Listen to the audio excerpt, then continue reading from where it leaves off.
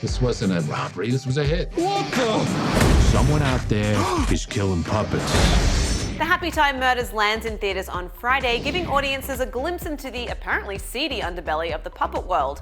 It's a trope that has been attempted before, for example in Broadway's beloved Avenue Q, but when it comes to the latest iteration starring Melissa McCarthy, Rudolph, Elizabeth Banks and Joel McHale, does the gimmick hold up?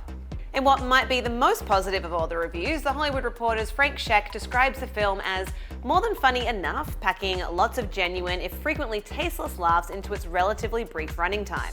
He adds, The Happytime Murders is hardly sophisticated comic entertainment.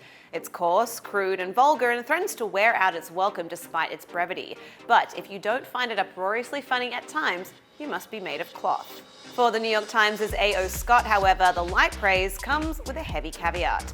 Scott notes that while star McCarthy and the other non-inanimate actors, mainly Ms. Banks, Maya Rudolph, and Leslie David Baker, get to do a bit of silly riffing, but it's mostly tired, bloodless stuff. He continues, the plot should be an excuse for comic invention, but it mostly just gets in the way, which makes me think that a feature film isn't really what Phil and his ilk need or deserve.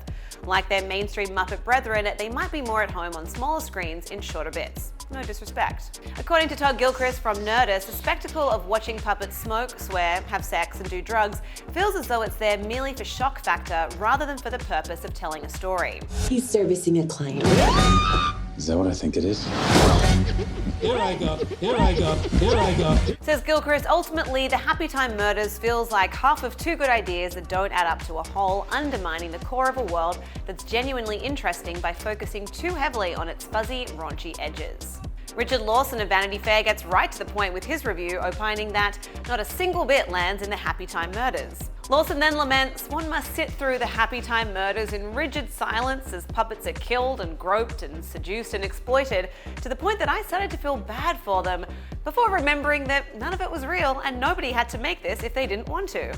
I'm not doing this. Do it.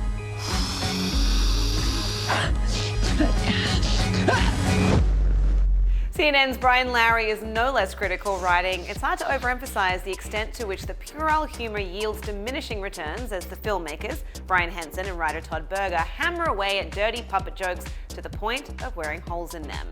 Meanwhile, Charles Bramesco of The Guardian takes issue with the film's attempt to be woke, writing, perhaps all of this dysfunction might approach the so bad it's good realm of morbid curiosity, if not for the half-baked bit at racial commentary fleetingly suggested in the first act and abandoned within the first hour. And Screen Crush's E. Oliver Whitney makes this less than glowing analogy. The Happytime Murders is like that guy who gets too wasted too early at the party, taking things to an 11 when everyone else is comfortably tipsy at a 7. It's as if a group of puppeteers who've been forced to stymie their horn dog sense of humor for years are finally free to shout every crude joke at the top of their lungs all at once. For 50 cents, I'll suck your dick. Well, it's a great price. It almost makes me wish I had a dick for you to suck. It's not all bad news for our puppet pals, though, as IGN's William Bibiani gave a slightly more approving assessment. He writes, in short, Brian Henson didn't knock it out of the park, but he made his point. The exceptional puppeteering and mostly clever screenplay make a statement and more or less prove that the artists behind the Happytime Murders are skilled craftspeople whose talents aren't being appreciated or utilized nearly enough. They are mature, even though their jokes are frequently immature as hell. To read more of what the critics are saying about the Happytime Murders, head to THR.com. For the Hollywood Reporter News, I'm Lindsay Rodriguez.